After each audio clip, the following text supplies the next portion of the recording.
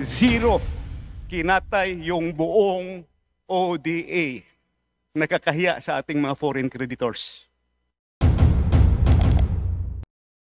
Ang talagang nakita natin doon, the biggest of all crooks, ang pinakamalaking kinuha doon sa proyekto ay yung proponent, di ba? Parang sabi niya yata doon na 25 to 30%. Kung di ako nagkakamali, no? 20 to 25% yung project proponents, saka yung naghanap ng pondo para sa project. O yun na nga, di ba? So 20-25%. So yan ang biggest of all crooks, di ba? Di ba doon naman sa kay Mayor Magalong, ang sabi niya, Committee on Appropriations, 20% yata, parang gano'n. So, kaya siguro ngayon dapat maintindihan ng tao kung bakit talagang hinahanap ko yung Small Committee Report of 2025. Dahil sa Small Committee Report ng 2025, doon dapat nakalagay kung sino yung proponent. Sino yung proponent ng amendment, saan nagbawas at saan dinala yung proyekto. Kaya napakahalaga nun, di ba? Tapos, konektado yung sinasabi ni Senator Ping tsaka ni Mayor Magalong kasi ang may alam ng proponent is the Committee on Appropriation. So, Kong Toby. Ako, meron akong record ng ibang mga proponents. Yeah. Oo. But I was going to ask Kong Toby, bigo ka pa rin, no? Kasi you gave them 5 Alam minutes. ko kung sino yung mga proponents. Oh. Sino yung mga proponents? Pwede mo ng pangalanan? Or... Pag hindi sila nagsabi ng totoo, we will prove them. Okay. No, kasi... Pero wala na, Pat P. Okay, isa tayo doon. Okay. Wala talaga doon sa present Committee on APRO yun. Kaya nga sabi ko, tanongin yung COMSEC kasi yung COMSEC is the same COMSEC. Pero up to yesterday, wala pang napapadala sa akin. So wala talaga yon, walang report, walang minutes. Ang balita ko ngayon, siyempre ayon sa aking mga sources, yung small committee na yon ay sinusubukan nilang mag-doctor ng report, no? But okay, all roads now lead to only one person, and that is former chairman of the Committee on Appropriations siya rin ang chairman ng small committee. Siya lang makakasagot ng mga tanong, di ba? Lahat ng gusto natin itanong, siya dapat ang makasagot, di ba? Sino ba ang proponent? Siya lang makakasagot nun kasi walang records, di ba? So, yun. ODA, 21.6 billion. Nandito, ginagyan ko ng tag. 11 projects. Pagdating sa GAB 1, General Appropriation Bill, white book with red letterings. Pumasok din, faithful copy, 11 projects, 21.6 billion. Pagdating sa GAB 3, third reading dito sa House of Representatives, binawasan ng 5.4 billion, ang naiwan 16.1 billion. So sa House of Representatives pa lang, binawasan na yung ODA. And you know what happened pagdating sa GAA. Pagdating sa GAA, this is now the product of both the Senate, the House of Representatives, at saka sa BICAM. Zero kinatay yung buong ODA. Nakakahiya sa ating mga foreign creditors. Punta naman tayo sa 2025. Ito yung ginawa. As is, yung proposal, National Expenditure Program, 11 projects, foreign funded, 11 total of 27.5 billion nandito. Nilagyan ko ng marker.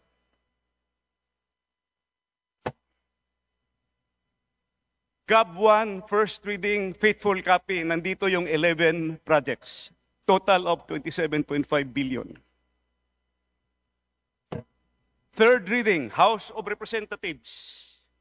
Binawasan ng 18.6 billion, ang naiwan 8.9 billion na lang. ODA funded ito. May approved loan na sa mga foreign creditors. GAA 2025. In fairness to the other house, to the Senate, binalik nila yung 300 million. So yung 8.9 na naiwan dito sa House, naging 9.2 billion. Walang binawas pagdating sa Senado. Pero ang overall total, ang nabawas is 67% of the flood control budget, which are big ticket. Pag sinabing big ticket, malalaki ito. These are the, kung baka superhighway, dito dadalo yung maliliit. So what happened to the ODA projects? It's very simple. Tingnan nyo lang. Nawala yung big ticket projects at nagsusulputan na parang kabuti yung maliliit na projects. Makita nyo yan sa budget. In other words, gichap-chap yung ODA, foreign funded projects, pumunta sa maliliit na mga proyekto. So, sino ang members ng chap-chap gang dito? So, I have 3 questions for DPWH.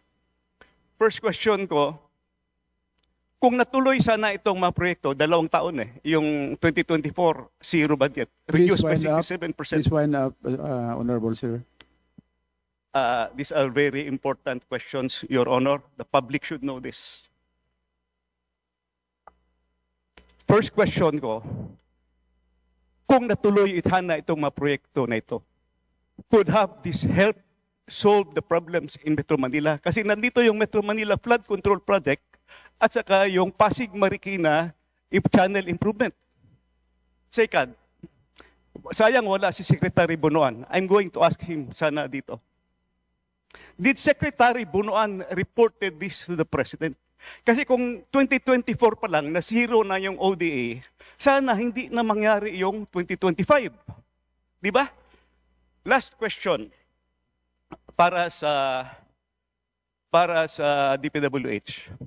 Can we still avail of those loans? Kasi nagbayad na tayo ng commitment fee.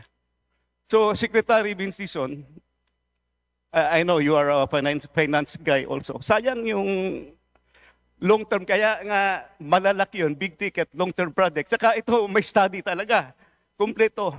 Pwede ba natin i-reavail yun? At saka yung maliliit na project, yun na lang gawin nating Government of the Philippines counterpart. I hope we can do that. So, yun po, yun lang po ang matanong ko. Sana meron pa akong isang question, hindi ko na lang idagdag. Let's hear from DPWH, Madam Chair. Thank you very much, Honorable Sidungab.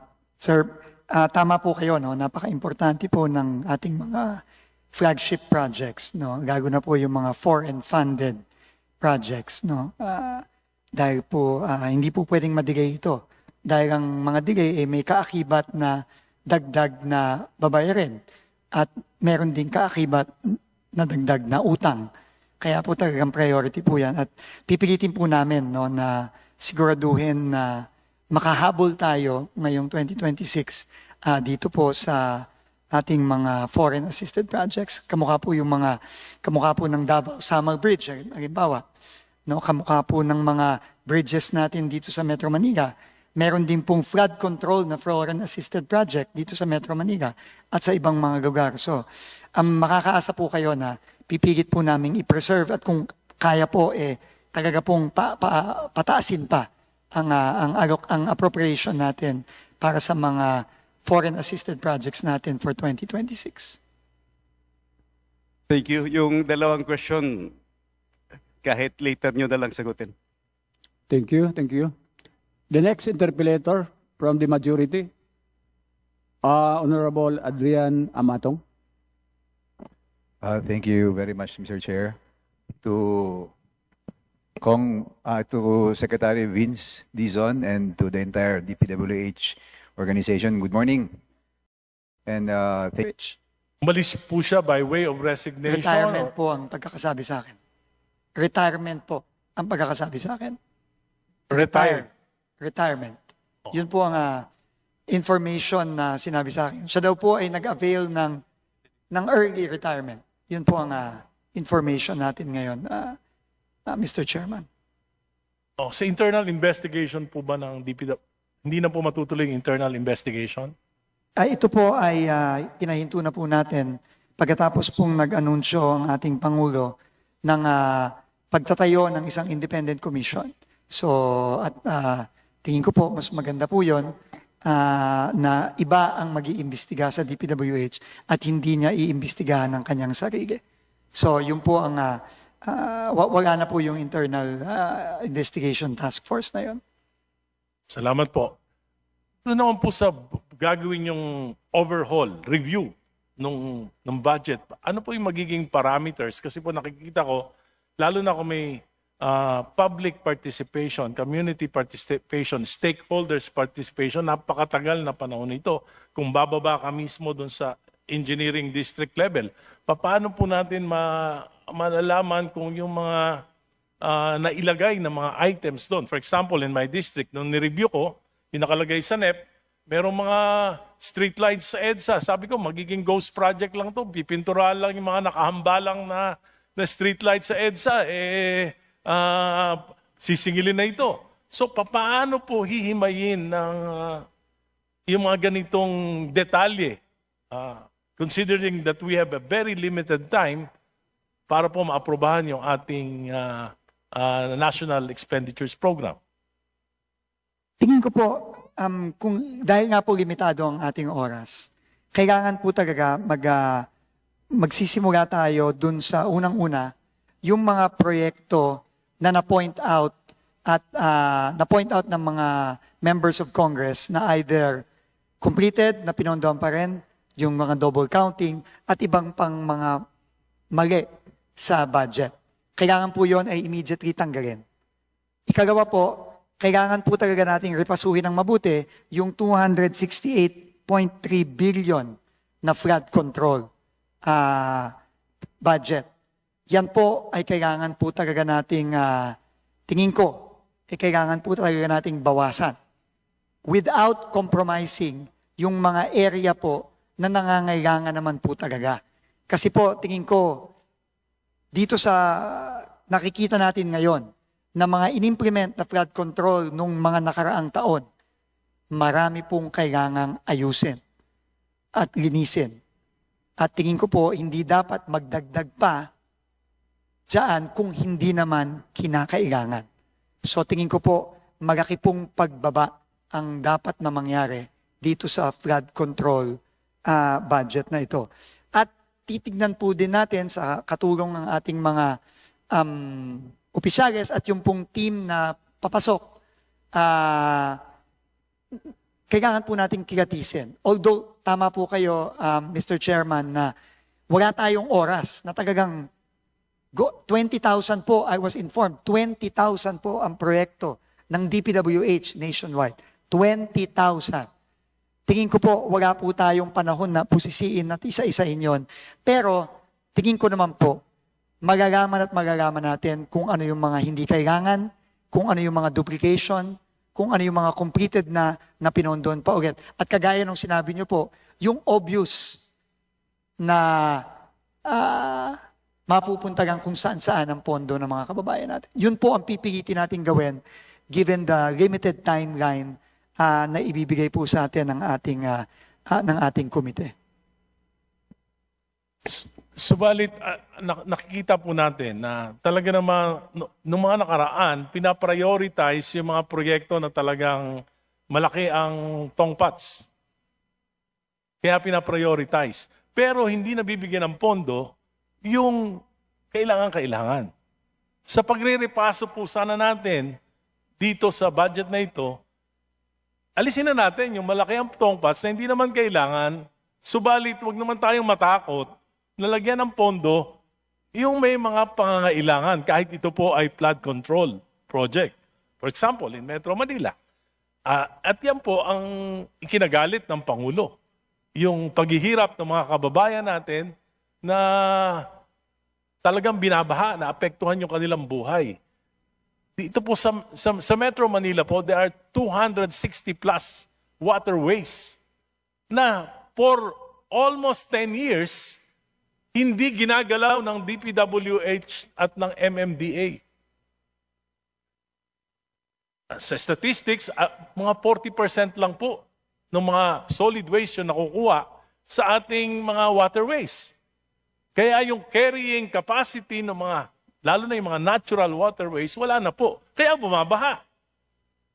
Kung i-dredge nyo po yung mga waterways na yan, yung mga tributaries ng Pasig River, Marikina River, baka makakuha po kayo dyan ng 100 million tons of solid waste, mga burak, at mapipre natin yung mga waterways na ito, mababawasan po at least 50% yung baha sa Metro Manila. Ayon po yan sa pag-aaral ng JICA at ng World Bank. At nagtataka ko, bakit takot na takot ang DPWH na magkaroon ng contracted dredging program sa mga waterways natin? Hindi naman kaya ng DPWH, hindi naman kaya ng absorptive capacity ng DPWH at ng MMDA yung dredging. Sa ngayon po, patsi-patsi lang ang dredging. Kung sa may reklamo, doon magde-dredge. Palipat-lipat lang yung mga bara ng ating waterways. So, ito po yung malaking problema na napakadali na bigyan ng solusyon. If we will dredge the waterways in Metro Manila, next year po, bawas na ng 50% yung baha sa Metro Manila. Dapat hindi tayo matakot. Dahil may problema sa flood control, ang magiging natural reaction ba natin ay huwag na tayo mag-flood control? Yun po yung aking suggestion sa inyo ngayon. Mr. Chair, tama po lahat. No? Unang-una po, na-mention na rin niyo po kanina, yung mga proyektong siguro medyo matataas ang tongpats. Ina-assure ko po kayo na, halimbawa, yung pong mga rock netting, yan po, sinabihan ko na po talaga, kailangan tanggalin po yan. No? Kailangan po tanggalin yung mga ibang proyekto na katulad ng mga bagong mga streetlight na madali pong dayain. Pero ito pong dredging na sinabi nyo, 100% po akong agree sa inyo, Mr. Chair. In fact, ito na po rin ang sinabi ni Mr. Ramon Ang nung nag-offer siya na siya na ang gagasta. At ang kanyang solusyon lang ay simple. I-dredge natin, ginisin natin ang lahat ng waterways sa NCR. At siya po ay nakakasigurado na kung hindi man mawawala, mababawasan substantially ang baha sa Metro Manila. Yan po ay gagawin natin.